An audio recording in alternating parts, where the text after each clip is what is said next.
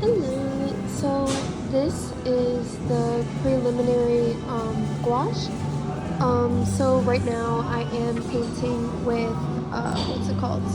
Primary colors. I'll show you my palette right now. This so far is the palette in question. You have like a yellow. I like the dark yellow because it gives like a sunflower Van Gogh vibe with the colors, this color and that color. If you were to study Van Gogh's paintings, he uses colors like this, but I'm just doing what I like. And then the red right here is like, I think I use like either a carmine or a plain red. I like using colors that are like secondary favorites, so I wouldn't normally use them, but I'm trying to save the color that I actually want to use. So yeah, this is the preliminary. So right now you're seeing that there's a light sketch. I did not do some sort of like underpainting. I mean, technically this like Van Gogh-y sunflower yellow nature palette, what is it, Art Nouveau? It's a type of like European garnish, right? Or like it was conceptualized by nature. They have like palettes for that, right? And right here, so this is kind of like the underpainting. But yeah, my camera's making it look way more like kind of like chalky. I swear it's like smooth. Yeah, that's better. You can see it better. But yeah, like this is the underpainting, but you see the light sketch. So I'll go and I'll show like the progress. Right now with this Mac Miller study, painting study, with gouache, what I'm noticing, this is my second time actually like using like proper gouache. What I'm noticing is that I really love it as a watercolor, and I love that you can build up the opacity, right?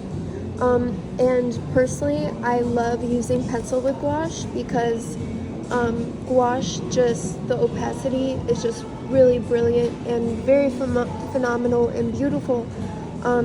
I just really like the feel of gouache and the type of textures that it produces. It definitely produces its own type of textures. So right now what I'm doing is that I really want to work with like primary colors and see what type of simplistic color palettes I'm coming up with. So far I'm coming up with like more nature palettes for this. Like I would like this. I mean, this is in my own style and the palette is in my own style.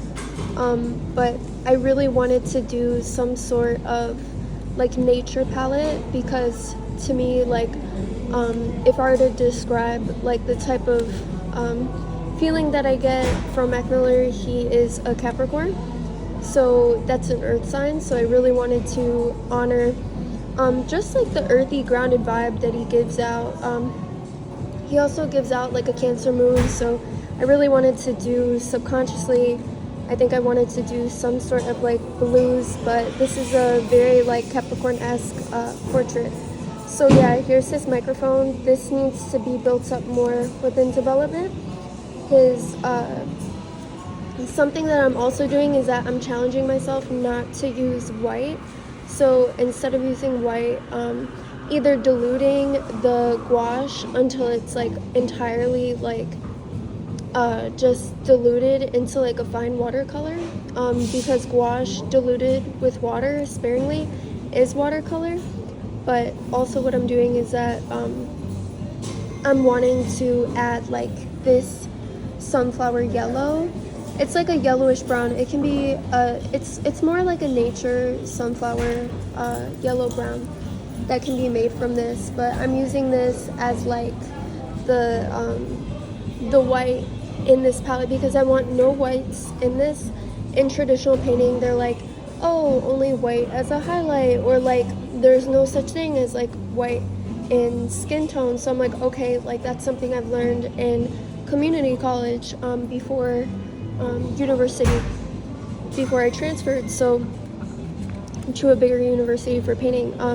So yeah, something that I'm noticing within this painting that I'm challenging myself to do, this is a study on primary colors and a study on not using white. But yeah, within skin tones, the human skin tone, there's no such thing as white within anybody's skin tone. Even like the palest skin tone has breakdowns of skin color pigment, and like it's a sort of like concept. I think that we've been almost like within color palette and conceptualization, we've been taught to like use an abundance of this is like traditional painting though, like an abundance of white, and use like within development like a black hue. That's traditional painting. That's not how I see painting, but that's how traditional painting operates and stuff. So yeah, so I'm trying not to use within this painting any sort of white or any sort of black, because in traditional painting they don't want you to use those. I personally love using white and black as someone who really loves contrast in art and loves contrast in painting. So it's really kind of annoying for me to paint this way, but at the same time it does force you to use your imagination when you are using primary colors.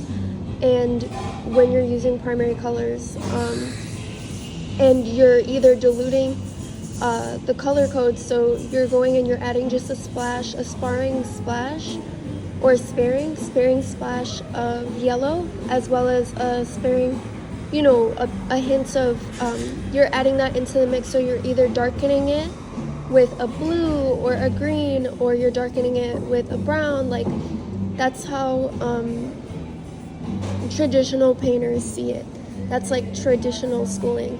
So right now I'm really trying to like do traditional paintings, even though that's not really like my authentic style. I'm just doing studies to build my authentic style in a different way and shape it. So yeah, this is the little mini artist talk, and I will update you on how it comes out and different things and techniques that I used for this mini painting in my mini this is actually a Van Gogh like thing, this sketchbook. It's like I got it at Blick.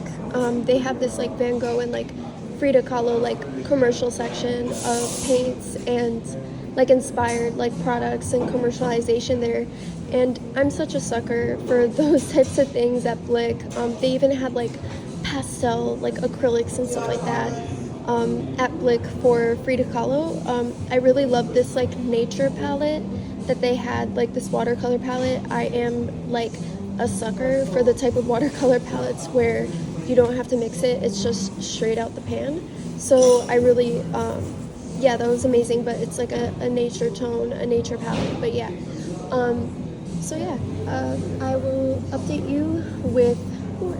So what's truly amazing about gouache, this is something that I'm observing with my second time using it as a preliminary study and using it as like quote-unquote professional grade, is that what I genuinely love is the fact that if you're someone who loves to do background colors and you love to do peekaboo highlights and you love layers, like what's genuinely amazing about I think acrylic and gouache is the ability to do layers, right? So I've been building up the layers right here, like you see in opacity that is present within watercolor. It looks kind of chalky, and you build up the layers. And personally, I've been hearing things about like reactivation with gouache. I think that you should let the gouache dry, so maybe like play a game on your phone, or like read a book a little bit, or like do something maybe for 5 to 10 minutes while you're allowing the layers to dry.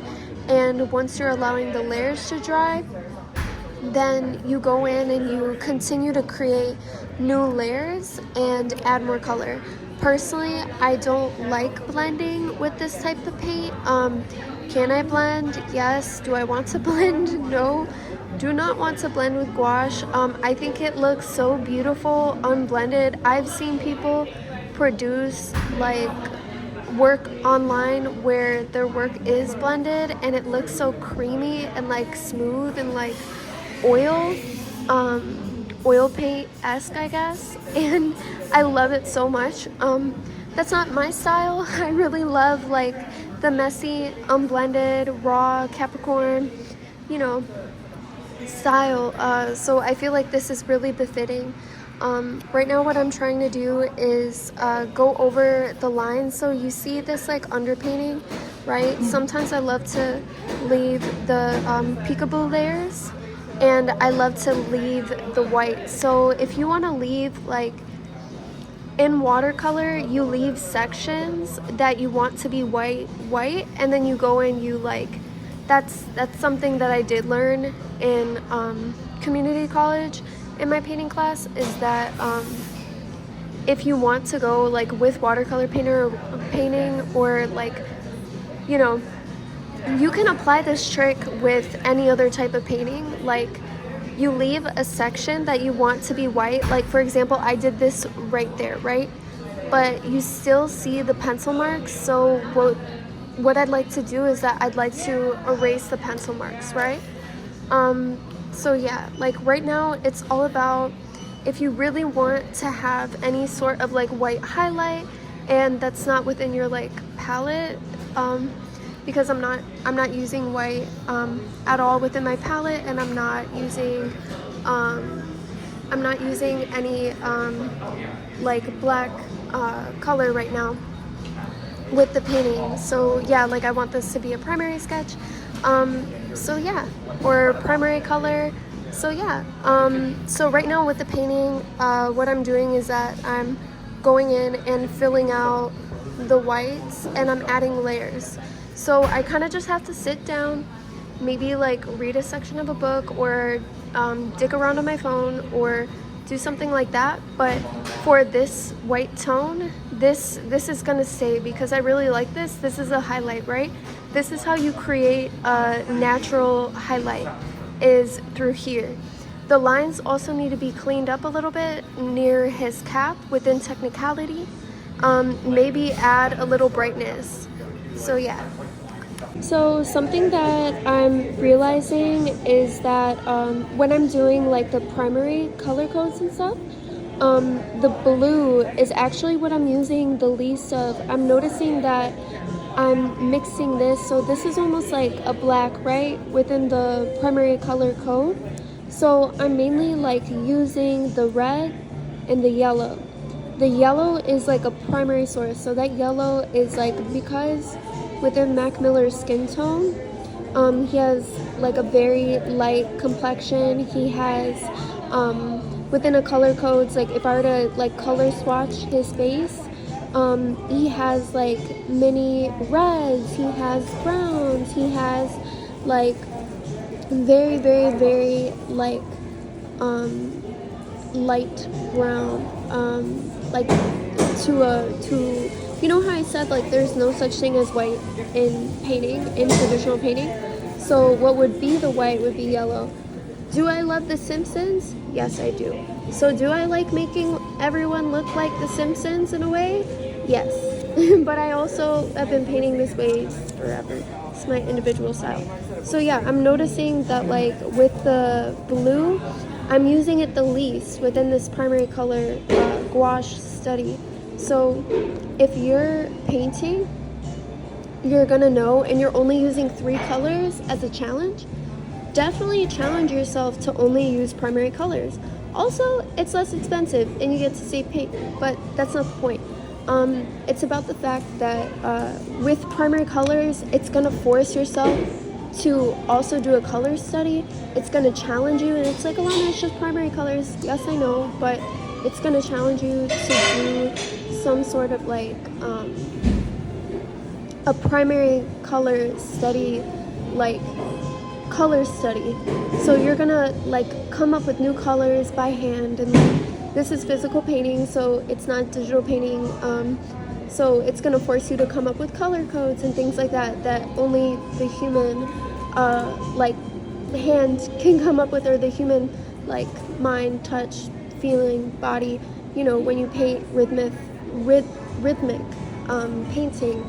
So yeah, it's really kind of challenging me to come up with new color codes, but I'm noticing that in that rhythm of mixing like a palette, I'm really gravitating towards, for Mac Miller's skin tone and profile, really mixing things like nature color palettes. I think it's because he's a Capricorn.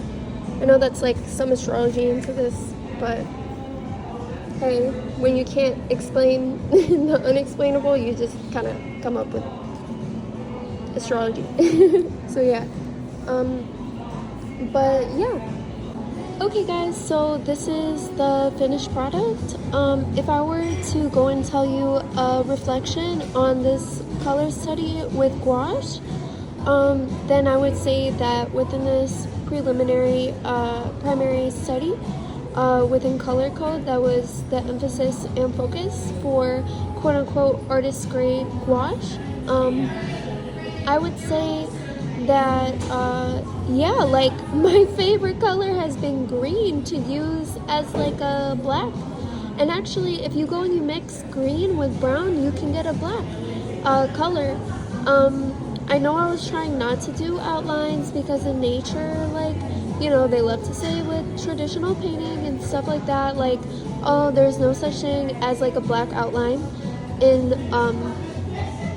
like traditional painting and stuff like that. Like, I'm just like, that's not my style. Like, this is my style, but very sleep deprived right now. God bless, guys. This is the finished Mac Miller study. I'm super happy with it. I'm super happy with like the texture. It looks more textured on this camera than it actually is. I feel like, were there more things that I'd like to do with this painting? Yes. Am I sleep deprived and I have like a lot of homework? Yes. So gotta go sleep, take a nap, and then, I don't know, chill. Yeah, so bless up. Listen to some Mac Miller. It's very calming. He is definitely a musical Bob Ross. So yeah, God bless, guys. Hope you enjoyed. Oh, last thing. So this is my palette, and this is like the palette paper. I'm pretty sure you can just use like baking parchment paper if you can't go to Blick, or you can't go to like an art supply store, whether or not it's Blick, whether or not it's like commercialized art store, you know what I mean? Like, shop local always. Support local, support your neighborhood in your city. So yeah, or wherever you live. If you live in the burbs, support your burbs, okay? So yeah, but this palette, see how I told you, let me zoom in, like the blue, I didn't use all the blue, yeah, because that's almost like a black, but also it just functions as like definition. I should have used less, should have used it more sparingly, but yeah, these colors I used a lot. So God bless, guys, have a great day. Just wanted to show you the palette process as well. So yeah, I'm noticing that greens are an amazing black, and greens are an amazing natural highlight to darken the hues. So yeah, don't shy away from using green. It won't look muddied, and you know what? Muddied is a style. I don't think it would get like that unless, you know, your soul didn't intend for it to be like that. So what's up? Hi guys. It's so pretty. Look at it. We miss you, Mac.